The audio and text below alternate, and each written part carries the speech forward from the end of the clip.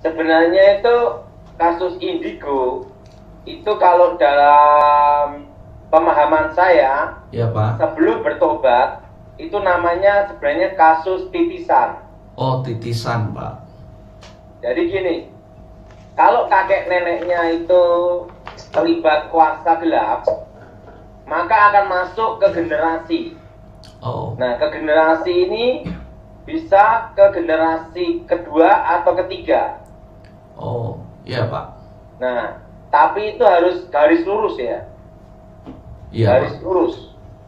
Nah, itu kakek nenek itu jadi jalur kebanyakan tergantung dari jalur kakeknya atau neneknya yang terlibat okultisme. Iya Pak. Nah, itu sejak lahir dengan tanda itu bisa melihat setan dari kecil. Iya. Jadi kalau melihat setan, ketemu setan dari kecil, itu bukan karunia Tuhan. Iya. Itu kasus titisan, kasus kutuk. Nah, sering disebut namanya kutuk keturunan. Oh, iya Pak. Nah, sering kan dalam adat ya, kalau adat orang yang melajari okultisme kuasa gelap, itu kalau bakar-bakar untuk kemenyan, setelah itu baca mantra itu ya, itu ada kepercayaan saya sebelum bertobat itu di kebatinan.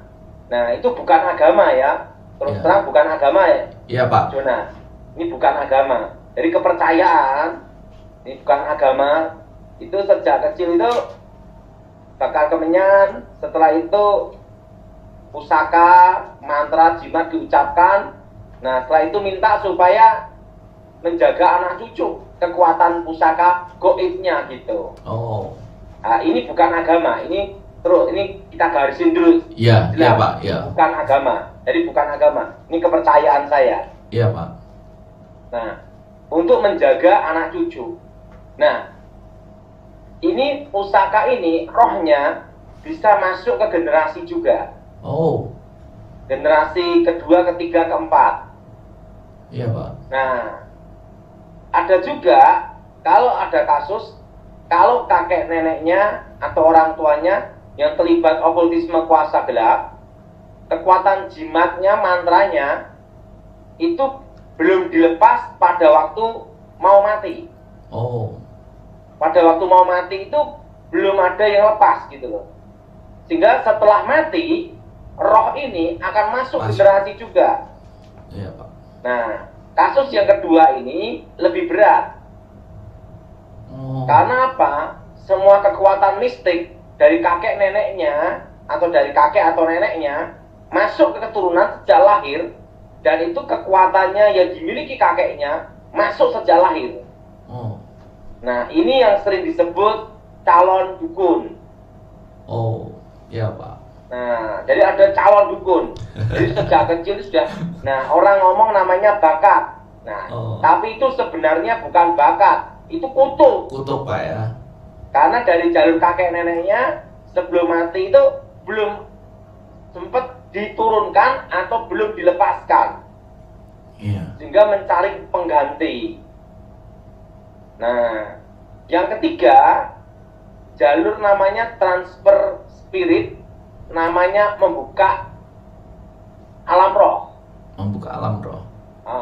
Membuka dalam badannya, alam rohnya, transfer spirit, namanya membangkitkan indera keenam. Nah, itu bisa dilakukan sejak lahir juga. Jadi kasusnya ini ada berapa macam gitu loh.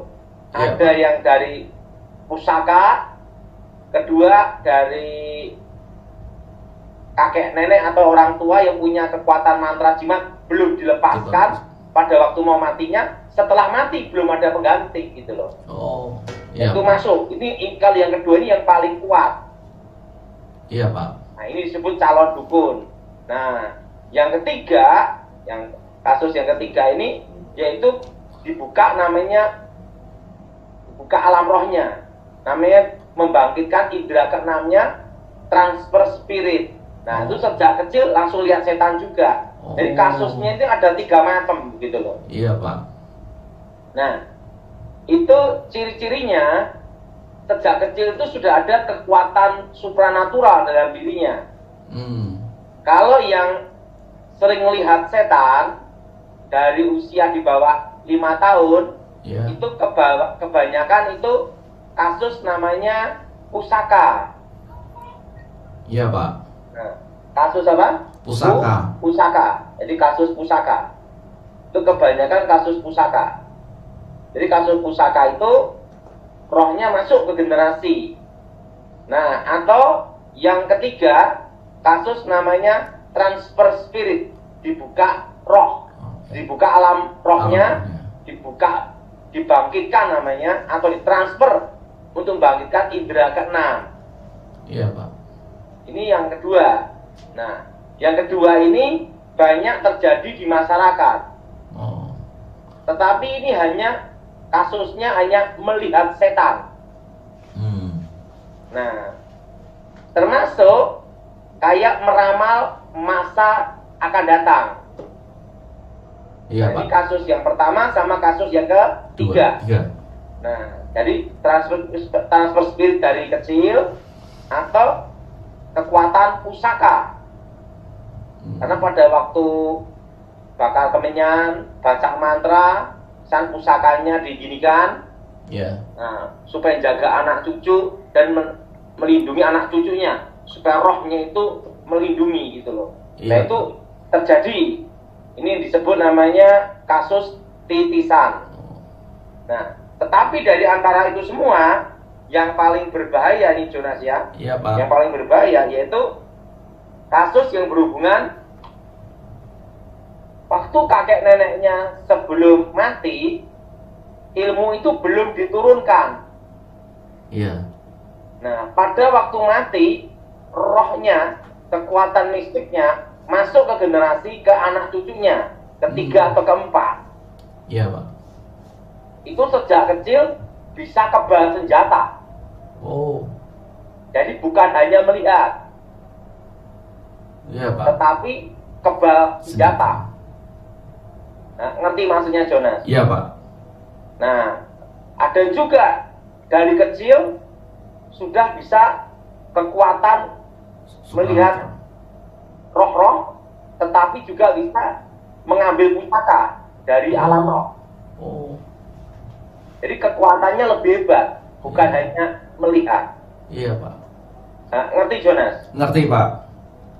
Nah, terusan kalau kasus saya dulu sebelum bertobat, yaitu canggah saya, canggah itu 5 generasi di atas saya. Nah, 5 generasi di atas saya, 4, 1, 5. Pada waktu mau meninggalnya, ilmunya belum sempat diturunkan. Nah, karena kalau kutuk kasus titisan, dalam kepercayaan saya sebelum bertobat, kepercayaan ilmu batin aliran saya itu sampai 7 keturunan. Banyak, Pak ya. Karena disebut angka sempurna. Nah, tapi kalau dalam Alkitab kan 3 sampai 4 generasi untuk itu. Nah, jadi ada perbedaan di sini gitu, Jonas. Pak. Nah, canggah saya yaitu berarti 4 sampai 5 di atas saya itu punya kekuatan gaib mistik belum sempat diturunkan pada waktu meninggalnya, sehingga pada waktu saya lahir dari kecil itu sudah ada namanya kekuatan supranatural. Berarti tidak hanya melihat ya Pak Daud ya dari kecil Pak ya, sudah ada kekuatan lain Pak ya. Nah, pada waktu saya kecil, saya usia 5 tahun, saya sudah punya kekuatan kalau saya konsentrasi, benda-benda terangkat dan bisa tergeser dengan kekuatan mata dan kekuatan batin. Konsentrasi aja, asal saya konsentrasi aja, tangannya gini, langsung itu yang namanya lemari bisa pindah. Itu waktu saya usia 5 tahun udah lemari udah. Nah, dan pada waktu saya konsentrasi penuh, semua benda-benda 2 sampai 3 meter yang mengelilingi saya bisa berputar pelan-pelan. Iya, Pak. Itu usia saya 5 tahun. Nah, dulu mainan saya korek api itu dipandang langsung terangkat semua. Itu mainan waktu kecil. Nah, tetapi waktu itu kekuatan tidak bisa terkontrol, tidak bisa dikendalikan. Iya, karena Artinya masih usia. kalau konsentrasi satu benda susah. Jadi kok kalau saya konsentrasi semua yang terangkat. Jadi itu namanya kekuatan menyebar, Iya. tidak fokus. Iya, Pak. Nah, pada waktu usia 9 tahun, kakek nenek saya melihat saya. Oh. Dia lihat bahwa ilmu dari ayahnya, kakek buyut saya, Iya. itu masuk ke dalam diri saya. Nah, sehingga mudah untuk dilatih. Oh, jadi basicnya ada. Waktu itu saya dilatih namanya kekuatan konsentrasi fokus, supaya kekuatan yang menyebar itu ada dalam satu titik. Iya, Pak. Jadi tidak kemana-mana gitu loh, menyebar kemana-mana gitu loh. Karena itu kalau saya menditasi konsentrasi dikit aja, itu benda-benda tergeser semua, jarak 2 meter. Nah, tetapi tidak bisa dikendalikan gitu. Nah, begitu sama lihat guru saya langsung ngajarkan, langsung jadi. Nah, itu sebenarnya adalah basic dasar ilmu santet. Oh. Membunuh jarak jauh. Iya. Kan itu dengan kekuatan, namanya itu kekuatan batin, sehingga benda bisa masuk dalam tubuh manusia. Iya, Pak.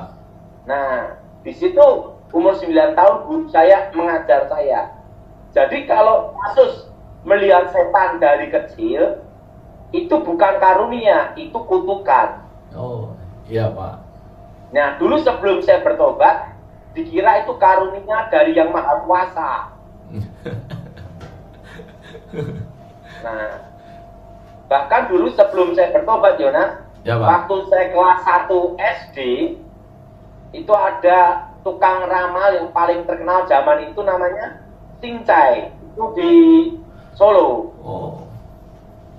Itu suatu kali mama saya datang untuk cari nomor DSP. Nomor buntut. Begitu melihat saya, Cincai ngomong gini, suruh anak ini ke sini. Nah, terusan mama saya bingung, ada apa Cincai? Nah, langsung Cincai beritahu, ini anakmu ya, ada apa? Ini ada kekuatan yang sangat hebat dalam dirinya. Oh, tahu juga ya. Nah, dia bisa mendeteksi kekuatan saya waktu usia 7 tahun, kelas 1 SD. Oh. Itu kelas 1 SD itu. Jadi kelas 1 SD kan usia 7 tahun ya, Jonas ya. Ya, betul, Pak. Itu bisa mendeteksi kekuatan dalam diri saya. Oh. Dia ngomong, ini anak kecil ini jangan sembarangan ini. Jadi punya kekuatan hebat ini. Bisa Dan diangkat gitu. nanti. Nah, karena apa? Kalau saya konsentrasi, dia juga bisa terangkat semua.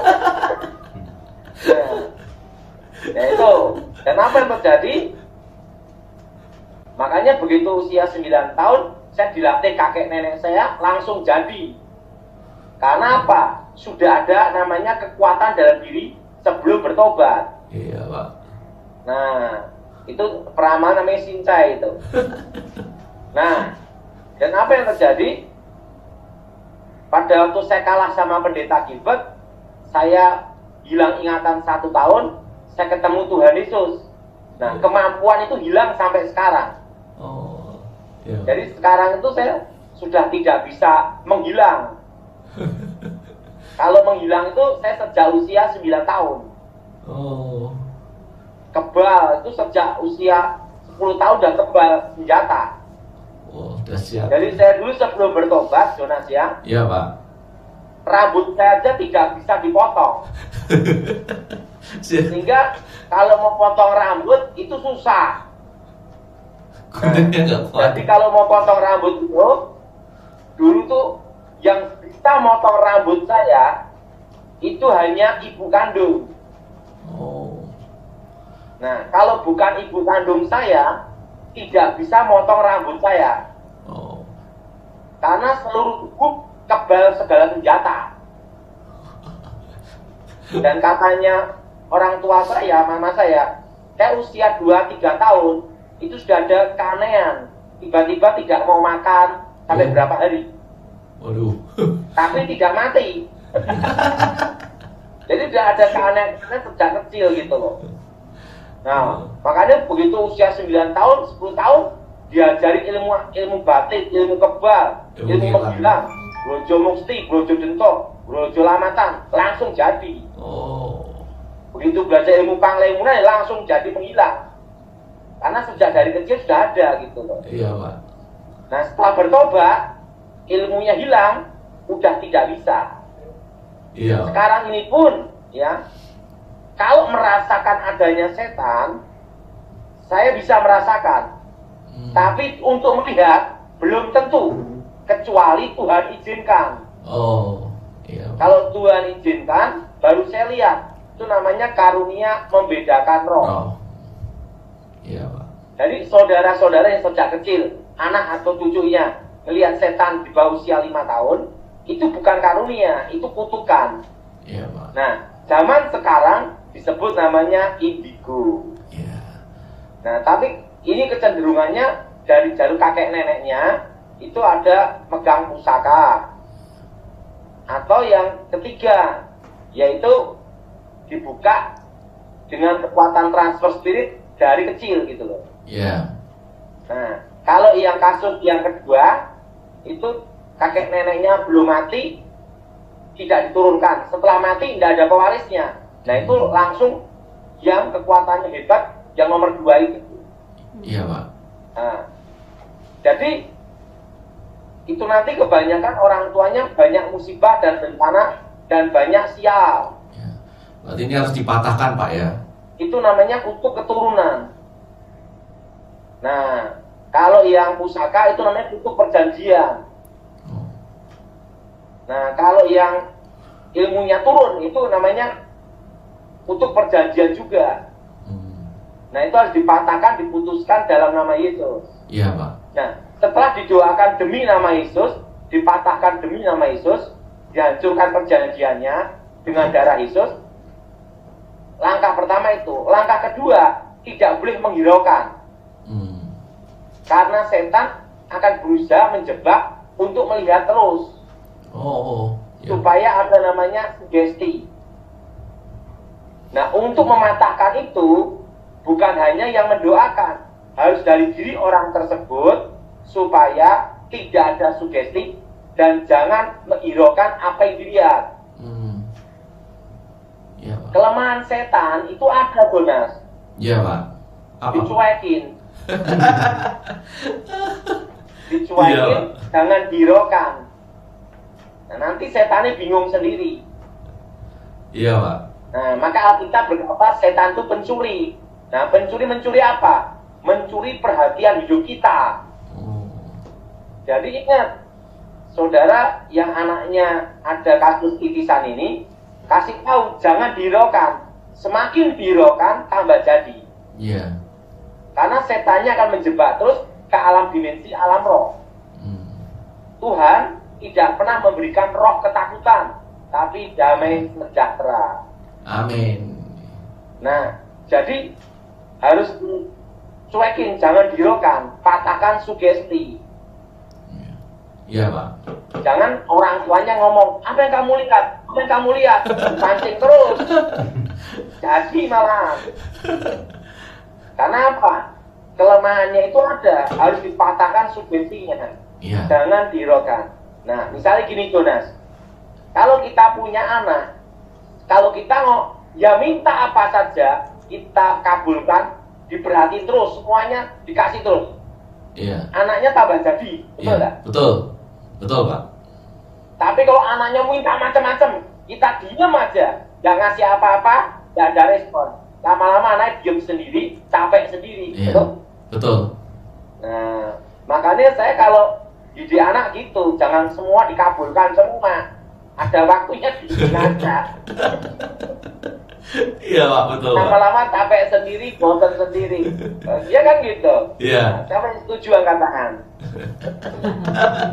Betul Pak, ya ini bagi yang punya anak-anak ya. Jadi semua keinginan anak jangan diturutin semua. Lama-lama berlaku. Yang misalnya dia kecanduan namanya game, dikasih game terus tambah parah. Harus stop. Nah, stopnya apa? Ya ambil itu. Jangan usah ngomel-ngomel, diemin aja. Nah, setan tuh punya kelemahan apa? Jangan dihiraukan. Dicuekin. Nah, jadi pertama didoakan, dipatahkan, dihancurkan dalam nama Yesus. Ya. Demi nama Yesus. Karena dalam nama Yesus ada kuasa dan rencana Tuhan yang terbaik. Dan demi nama Yesus untuk mengusir setan. Oh. Jadi kalau kita doa dalam nama Yesus, itu untuk doa dalam rencana dan kehendak kuasa Tuhan. Ya. Nah, kalau mengusir setan demi nama Tuhan Yesus. gitu. Oh. Jadi saudara, untuk anak-anak yang kena kasus titisan ini, jangan dipancing-pancing, tambah tanya-tanya, tambah jadi. Karena itu yang dikehendaki setan untuk menjebak di alam roh. Ingat Jonas, pertobatan itu harus ada respon dari kita. Iya Pak. Nah, kedua, setelah itu langkah yang ketiga, sering diadakan doa persekutuan di rumah, walaupun sesaat, pokoknya setiap hari. Mesbah doa keluarga Pak ya. Mesbah doa, terutama waktu mau tidur. Nah itu dipatahkan kuasanya demi nama Yesus. Segala kutuk titisan. Nah kalau lakukan ini selama 3 bulan, 6 bulan maksimal, selesai kasus itu. Oh. Tapi kalau dipancing terus, ya tambah jadi. Dan itu nanti kasihan orang tuanya kena kutukan. Nah, kalau orang tuanya harus doa namanya mematahkan, memutuskan kutuk demi nama Yesus. Iya Pak. Nah, doanya seperti ini untuk orang tuanya. Segala perjanjian setan, segala ikatan kutuk roh jahat, kutuk keturunan, kutuk masa depan, kami hancurkan, kami patahkan demi nama Yesus. Nah, darah Yesus hancurkan kutuk keturunan, darah Yesus hancurkan perjanjian setan, darah Yesus bebaskan. Nah, demi nama Yesus, segala roh setan, roh jahat keluar. Aku percaya, aku sudah bebas. Amin. Oh, amin. Ingat, iman itu dari diri kita, bukan yang mendoakan. Yang mendoakan itu mau bicara menyampaikan firman Tuhan untuk membangkitkan iman. Tetapi itu tergantung orang yang didoakan, respon tidak. Iya Pak. Nah, maka Alkitab berkata, jadilah sesuai imanmu. Dan Jonas perlu tahu, nah ini sudah mau, ini April kapan nih Jonas? Besok Pak. Nah, April deflasi dan inflasi bertemu. Wow. Jadi April ini deflasi dan inflasi ketemu. Deflasi, daya beli masyarakat turun. Ya. Inflasi, nah nilai mata uang turun, rupiah. Tetapi terselubung inflasinya. Karena apa? Daya beli masyarakat turun. Siapa yang mau beli? Nah, dan kondisi seperti ini nanti akan sampai tahun, ingat Jonas, 2022. Oh. 2022 awal Januari kita semua akan belajar normal. Iya. Baru jadi saya beritahu semua supaya berkebun, supaya tidak stres, sama beternak. Ya, kalau yang di kota ternak ikan cupang nggak apa-apa, atau ternak ikan lele, ternak ikan, ternak apalah terserah, untuk mengisi waktu. Karena apa? Kondisi seperti ini sampai tahun depan. Tahun depan itu belajar normal. Kalau kita tidak ada kegiatan, stres. Jadi yang paling mudah ternak lele. Tinggal goreng Pak, gampang. Nah, jadi semua harus berkarya. Berarti kalau kita misalnya orang sudah pernah dilepaskan Pak ya, misalnya sebelumnya ini pernah melihat sesuatu seperti kuasa gelap, setan-setan gitu Pak, ternyata sudah dilepaskan nih, berarti nggak boleh Pak ya untuk membuka diri lagi untuk melihat-melihat gitu Pak ya, dipancing-pancing gitu nggak boleh Pak ya? Nggak boleh, jangan direspon lah. Jangan direspon Pak ya. Jonas, saya selama ini ada kisah nyata Jonas. Iya Pak. Ini saya beritahu semua orang yang ribut warisan, sengketa warisan, sampai pengadilan atau polisi. Ini ada suatu pengalaman yang baik yang pernah saya lakukan, Jonas. Iya Pak. Saya punya kawan, Jonas. Dia itu adalah direktur utama bank. Nah, ini bank ada nama di Indonesia. Iya. Orang tuanya itu yang pemilik bank. Suatu kali terkena likuidasi itu loh, Jonas. Iya Pak. Kan ada tahun 98, 99 ya. Iya. Terkena likuidasi. Terusan dia dinonjobkan. Jadi gini ya, lebih enak itu adalah bekas orang miskin. Iya. Siapa yang setuju angkat tangan? Nah, paling enak itu bekas orang miskin. Yang paling sedih, yang paling susah adalah bekas orang kaya. Betul? Iya betul. Dulu aku kaya, dulu. Nah, dia stres, diberi hukuman sama ayahnya. Iya. Ini anak sulung, Jonas. Dan dia punya adik, berapa adik? Dia dinonjobkan. Dia hanya dikasih tempat satu lantai sama staf sama pembantu.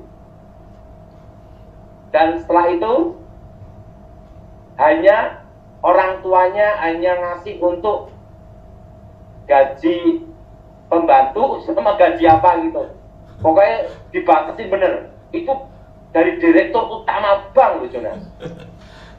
Dan dia stres, Jonas. Stres, saya yang nemanin. Dia kalau ngomong, aku dulu direktur bank. Iya dulu, sekarang nganggur. Wah, kalau ngomong sama saya, dan saya nemani dia itu sebentar, Jonas.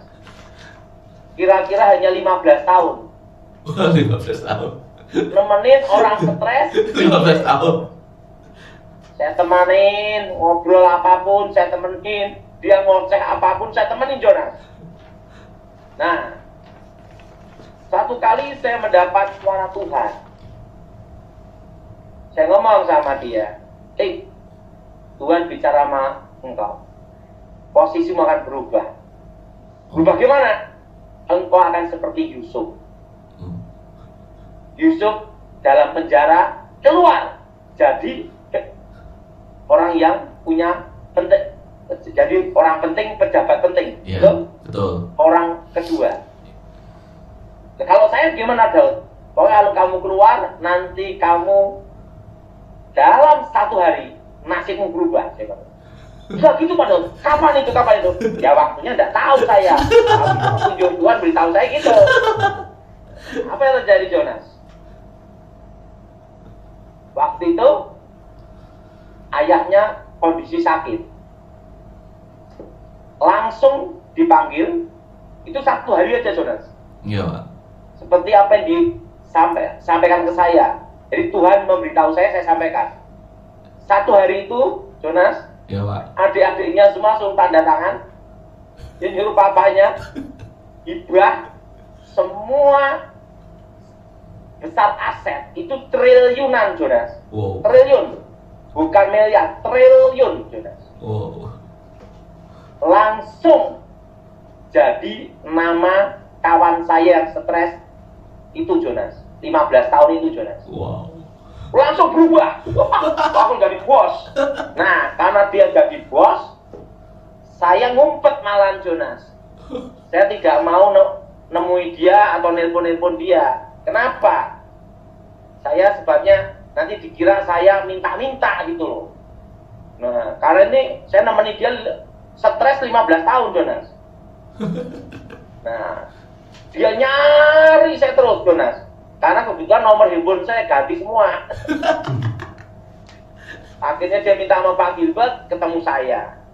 Omong-omong Pak Daud, seperti petunjuk Tuhan di sang Pak Daud, dalam 1 malam hidup saya berubah.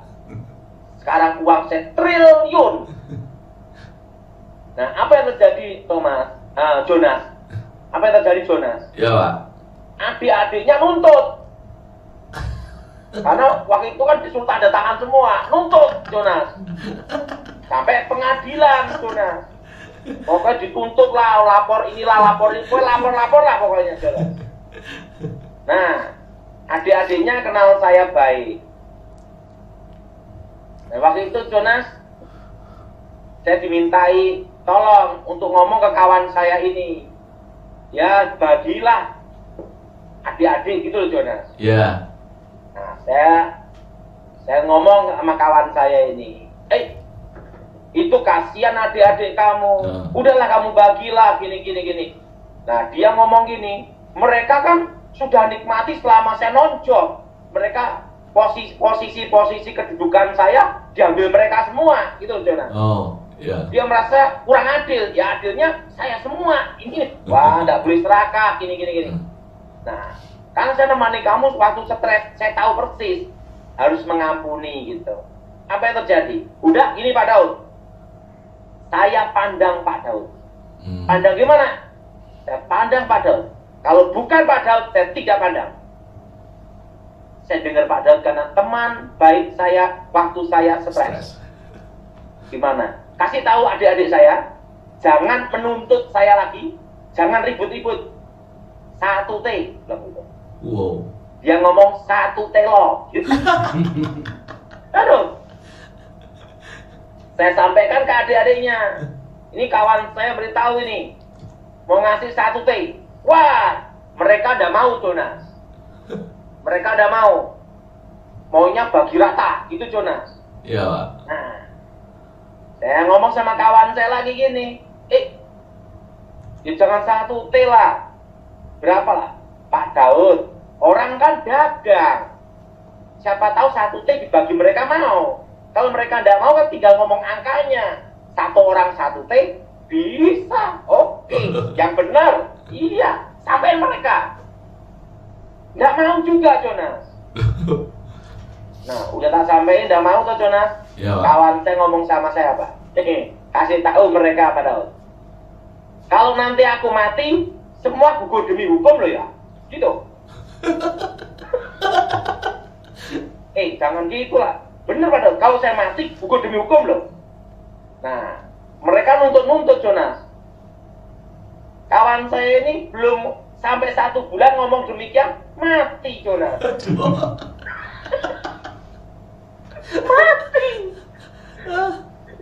Mati. Sebelum meninggal pun saya di WA juga. Mati. Karena dia kan teman baik saya. Mati, Jonas.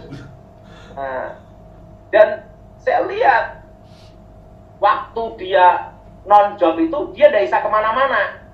Karena tidak ada uang. Tapi begitu ada uang, dia juga tidak bisa kemana-mana. Mati. Sakit sesak. Napasnya sesak. Dan apa yang terjadi? Tidak bisa menikmati juga. Mati, Jonas.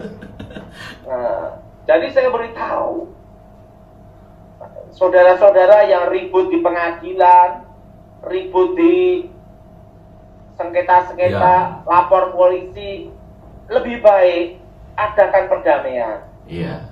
Misalnya kurang adil sedikit-sedikit, cincai lah. Betul? Cincai, ya. Karena ingat, saling menuntut di pengadilan, apalagi keluarga sendiri, Jonas. Iya, betul, Pak. Itu apa yang terjadi, Jonas? Yang menang jadi arang, yang kalah jadi abu. Jadi lebih baik ya perdamaian aja. Karena ini pengalaman, Jonas. Karena mereka ngomong tidak bisa mati. Sekarang mau nyari siapa? Udah mati. Iya. Kan langsung secara hukum turun waris. Iya. Betul. Nah, jadi saya beritahu, udah saudara-saudara yang sengketa tanah, sengketa warisan, ribut di pengadilan, lapor polisi tentang sengketa tentang apa itu namanya warisan. Ini saya ngomong tentang warisan ya Jonas ya. Iya. Apalagi saudara sendiri, lebih baik duduk bersama.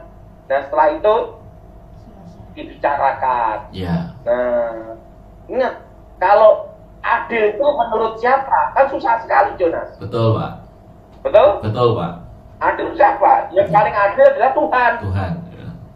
Jadi lebih baik semua berdamai aja. Ini kalau saya punya saran, yang sengketa ribut warisan, masalah tanah atau harta, damai, itu yang benar. Iya, betul, Pak. Nah, yang setuju angkat tangan. Nah, kenapa? Pak, kalau saya tidak dikasih sama sekali, ingat, berarti Tuhan punya rencana, engkau diberkati dengan cara Tuhan sendiri. Amin. Iya, Pak. Betul. Nah, gitu Jonas. Iya, Pak. Serahkan keadilan Tuhan. Dan ini pengalaman saya. Lah mereka dikasih satu tidak mau, mati orang itu. Serius nih Jonas. Ini saya saksi hidup Jonas. Iya. Aduh. Jadi serahkan semua sama Tuhan. Iya, Pak. Nah, kalau hak kita dirampas orang atau dirampas saudara sendiri Jonas ya, Iya, Pak. ampuni. Percaya keadilan Tuhan. Pasti Tuhan memberikan yang terbaik. Iya.